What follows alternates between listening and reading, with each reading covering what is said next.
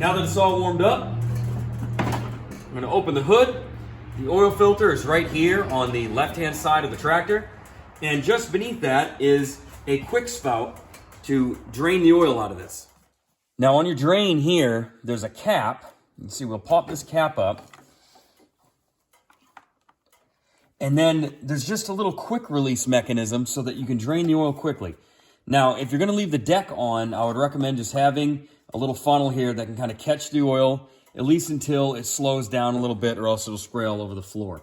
Now I'm going to grab this with my hand. I'm just going to turn and then pull out. And there we go. We are draining. We're going to let this sit here and drain until all of the engine oil is drained out. Now that this is drained, before I forget, I'm going to push in and turn this so that it's in the locked position. And I'll put the cap back on. I'm just going to take a rag and just kind of wipe around there and clean. Then we're going to remove the oil filter.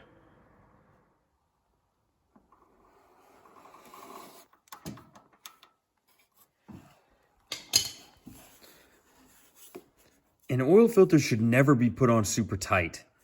That's a common mistake people make. We're going to go ahead and let this drip for a little bit. Then we will install the new filter, clean everything up, and add the oil. The original filter was a 1205001 Kohler filter, which is actually made in India. Now, I'm not really impressed with things made in India. I found at O'Reilly's or in his equivalent oil filter at Cross References, which is made in South Korea, which I think has a higher quality standard than Indian filters. So this is a prime line, and there's the part number for that. I have put some fresh oil along the gasket, which is recommended when installing an oil filter. Now I'm just going to install this by hand. I have fairly good grip strength. I only run these hand tight. With everything cleaned up, let's turn our attention to the dipstick. I had the dipstick out just a little bit so that the oil could vent as it was draining. We're going to put a funnel in. Let's add some oil.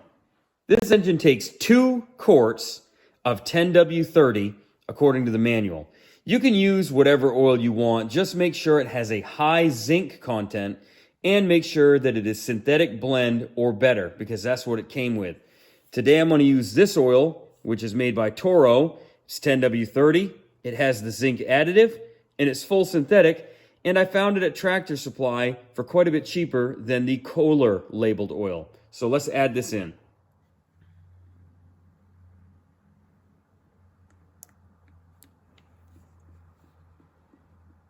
Now that I've added both quarts, we can check here. Shows up to the full line. We are ready to start. What we're looking for now is any dripping, anything spraying, which I'm not seeing here. I'm going to look underneath the oil filter.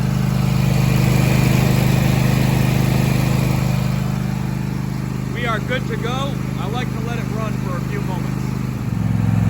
So that's that, an oil change on a Cadet XT1.